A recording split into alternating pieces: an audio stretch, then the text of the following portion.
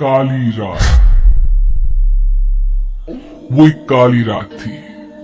स्याह काला अंधेरा, इतना घना कि आंखें फाड़ फाड़ कर देखने के बाद भी चारों तरफ सिर्फ अंधेरा नजर आता था। सन्नाटे को चीरती थी तो बस हवा के चलने की सरसराहट, जो इस बेहद वीरान और खौफनाक माहौल को पूरी तरह साथ दे रही थी। ऐसी भयानक काली रातों में कुत्तों के भौंकने की आवाजें अक्सर सुनाई दी जाती है, लेकिन उस रात में कुछ अलग था, बहुत कुछ ज्यादा सनसनीखेज। सुनसान गली के आखिरी छोर पर एक पुराना कुआं था। गांव के बुजुर्ग और सब लोग कहा करते थे कि अब भी कई बार रात को वो आती है, खून के धब्बों से सनी सफेद साड़ी, उल्टे पैर और घने काले बालों से छुपा हुआ अपना चेहरा लेकर। गांव के कई लोग कहते हैं कि उन्होंने आधी रात को कई बार उसे वहां भटकते हुए देखा है, और हर बार वो उसी रात आती थी जिस रात आसमान में चंद्रमा नहीं होता था, जिस रात पूरा गांव काले अंधेरे से घिरा हुआ होता था। लेकिन उसी गांव का रहने वाला विपिन, एक पढ़ा लिखा लड़का, इन सब बातों में बिल्कुल भरोसा नहीं करता था। शहर से लौटते वक्त उसकी बस काफी लेट हो गई थी और वो गांव के बाहर बस स्टॉप पर उतरा। रात के लगभग 12 बजे। अरे भाई साहब, जरा संभल कर जाना। और सुनो, इस गांव में सुना है कोई चुड़ैल घूमती है, वह कुएं वाली, उस रास्ते से मत जाना। देखिए, मैं पढ़ा लिखा इंसान हूँ, इस तरह की बातों पर बिल्कुल भरोसा नहीं करता मैं। अरे भैया, हमको क्या है, हम तो बस तुम्हें चेतावनी देना चाहते थे। इस गांव के लोग इतनी रात को तो बस स्टॉप पर उतरते ही नहीं। अरे कुछ दिन पहले एक गांव वाला इसी बस में चढ़ा था और जानते हो, रात को यहाँ नहीं उतरा, पूरी रात हमारे साथ हमारे अगले गांव में जाकर रुका था और फिर सुबह लौट कर आया था। अरे कोई इतनी बड़ी बेवकूफी कैसे कर सकता है? और क्या हो जाता अगर वो रात को ही अपने गांव में रुक जाता तो? अरे देखो भैया, ये तो हम नहीं जानते, लेकिन कुछ साल पहले ऐसा हादसा यहाँ पर हो चुका है। कुछ लोगों ने गांव के बुजुर्गों की बात नहीं मानी और जो इकलौता रास्ता गांव के अंदर की तरफ जाता है, वहाँ से आधी रात को निकल लिए।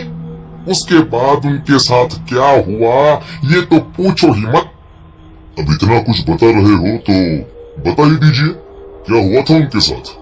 अरे भाई, पहला आदमी अगले दिन मर गया, दूसरे आदमी ने 4 दिन के बाद खुदकुशी कर ली और तीसरा सुना है कि शहर के पागल खाने में भर्ती है। अरे ये सब बेकार की बातें हैं, ऐसा कुछ भी नहीं है, मैं इन बातों को नहीं मानता। देखो भैया, मैं एक आखिरी बार कह रहा हूँ, अपने घर सुबह चले जाना, अभी मेरे साथ चलो, मेरे घर रुक जाओ।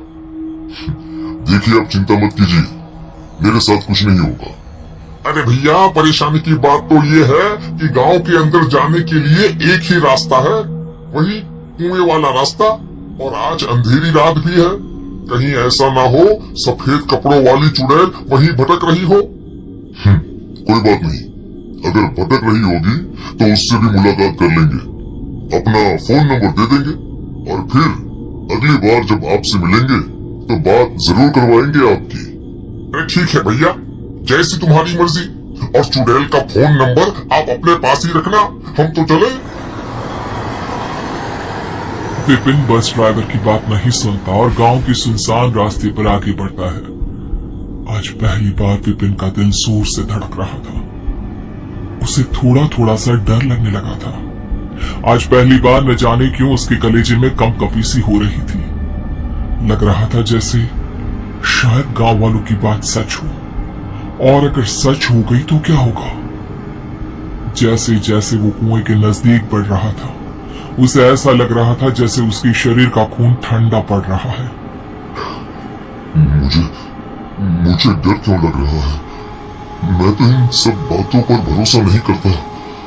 इतना अच्छा होता कि कोई गांव वाला मिल जाता तो उसके साथ निकल जाता, लेकिन इतनी अंधेरी रात में इस वक्त कोई भी गांव वाला यहाँ पर क्यों आएगा? मैं कुछ ज्यादा ही सोच रहा हूँ। मुझे जल्दी से जल्दी अपने घर पहुंच जाना चाहिए। लेकिन भगवान ने शायद विपिन की प्रार्थना सुन ली थी। विपिन ने अचानक से अपने पीछे किसी के कदमों की आहट सुनी। एक बार के लिए उसके माथे पर पसीना आ गया और उसके कदम वहीं रुक गए। लेकिन तभी उसके कानों में एक बुजुर्ग औरत की आवाज आई। अरे बेटा, गांव की तरफ जा रहे हो, जरा मुझे भी अपने साथ ले चलो। देखो ना, मेरे हाथ में भारी थैला है, मुझसे उठाया भी नहीं जा रहा। अरे माँ जी, इतनी रात को आप यहाँ पर क्या कर रही हैं? और कहाँ रहती हैं आप? वही गांव के मंदिर के पीछे की तरफ मेरा घर है बेटा। क्या है ना, पास वाले गांव गई थी, लौटने में देरी हो गई। अरे कोई बात नहीं माँ जी, आप मेरे साथ चलिए। अच्छा ही हुआ कि आप मुझे मिल गई। पता नहीं क्यों पहली बार आज मुझे इस रास्ते से गुजरने में मुझे डर लग रहा था। लाइए लाइए, आपका थैला मुझे दीजिए। भगवान तुम्हारा भला करे। लो बेटा, ये थैला तुम पकड़ लो। विपिन उस बुजुर्ग औरत का थैला उठाकर उसके पीछे पीछे चलने लगता है। जैसे ही वो दोनों उस कुएं के नजदीक पहुंचते हैं, अचानक से कुएं से किसी की आवाज आती है। मैं तुम्हारा ही इंतजार कर रही थी, कहाँ थी तुम? बेटा जल्दी चलो, मुझे लग रहा है उस डायन के आने का वक्त हो चुका है। अगर हम यहाँ से सही वक्त पर नहीं निकले तो हम दोनों को खा जाएगी। क्या हुआ माँ जी, क्या हुआ? क्या आपने भी वही आवाज सुनी जो अभी अभी मैंने सुनी थी? हाँ, तुम ठीक कहते हो, वो आवाज मुझे भी सुनाई थी। अब जल्दी चलो, हम यहाँ से जल्दी निकलते हैं बेटा। बुजुर्ग औरत तेज कदमों से आगे की तरफ चलने लगी। विपिन भी उसके पीछे पीछे चल पड़ा। कुछ ही देर में वो दोनों उस कुएं से काफी आगे निकल गए। जानती है माँ जी, आज आपकी वजह से मेरी जान बच गई। वैसे मैं इस चुड़ैल वाली बात पर कभी भरोसा नहीं करता था। गांव के लोग बोलते थे कि यहाँ पर एक भूतनी घूमती है, लेकिन मुझे लगा वो सब झूठ है। लेकिन आज इस बात पर मुझे भरोसा हो गया। मैंने खुद उसकी आवाज सुनी है। अरे बेटा, गांव के लोग जो भी कहते हैं ना, वो सब सच कहते हैं। चलो, हम तो वहां से बचकर निकल आए। अम्मा जी, आपका घर आ गया। हाँ बेटा, यही मेरा घर है। ये थैला तुम यहाँ रख दो, अंदर आओ, थोड़ा पानी पीकर चले जाना। नहीं नहीं माँ जी, 12 बजे से ऊपर टाइम हो गया है, मुझे अब चलना चाहिए। देखिए, काफी रात भी हो गई है, घर वालों को चिंता हो रही होगी। अरे बेटा, एक गिलास पानी पीकर जाने में क्या बुराई है। और वैसे भी तुम कितनी बुरी तरह से डर गए थे। इतनी रात में अकेले जाओगे तो डर जाओगे ना बेटा। नहीं डरूंगा माँ जी, और वैसे भी मेरा घर अगली गली में ही है। मुझे उस कुएं के पास से नहीं जाना है। बड़े बूढ़ों की बात मान लेते हैं, पानी पियो और फिर चले जाना। अच्छा ठीक है माँ जी, अगर आप कहती है तो मैं यहाँ रुककर पानी पी लेता हूँ। मैं यहीं आंगन में खाट पर बैठा हूँ, आप मेरे लिए पानी ले आइए। वो बुजुर्ग औरत धीरे धीरे कदमों से चलते हुए घर के अंदर जाती है और कुछ ही देर के बाद विपिन को अपने कानों में घुंघरूओं की आवाज सुनाई देती है। वो जैसे ही नजर उठाकर सामने देखता है तो एक लाल साड़ी पहनी हुई खूबसूरत सी लड़की सर पे घूंघट ओढ़ के उसकी तरफ चली आ रही थी। उसके हाथ में पानी का गिलास था। ये लीजिए, पानी पी लीजिए। आप कौन है? मेरा नाम रूपाली है। आप कितनी खूबसूरत लग रही हैं इस लाल साड़ी में। मैं आपका चेहरा देखना चाहता हूँ। और वो माँ जी, वो कहाँ चली गई? आप उनकी बेटी है क्या?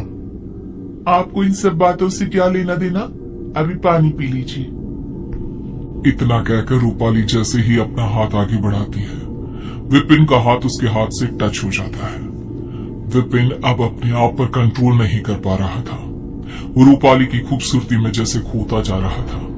वो जल्दी से जल्दी रूपाली का चेहरा देखना चाहता था, इसलिए पानी का गिलास एक तरफ रखकर वो अपनी जगह से उठ खड़ा हुआ। उसने अपना हाथ रूपाली के घूंघट की तरफ बढ़ाया, जिस पर रूपाली कुछ कदम पीछे हट गई। अरे अरे, डरो मत, मैं तुम्हारे साथ कुछ गलत नहीं करना चाहता। मैं तो बस एक बार तुम्हारा चेहरा देखना चाहता हूँ। तुम जो करना चाहती हो वो यहाँ नहीं हो सकता। उसके लिए तुम्हें मेरे साथ इस घर से बाहर चलना होगा। अरे लेकिन क्यों? ओ समझ गया, वो तुम्हारी अम्मा है इस घर में। शायद इसलिए तुम्हें उनसे डर लग रहा है। अरे वाह, तुम तो बहुत समझदार हो।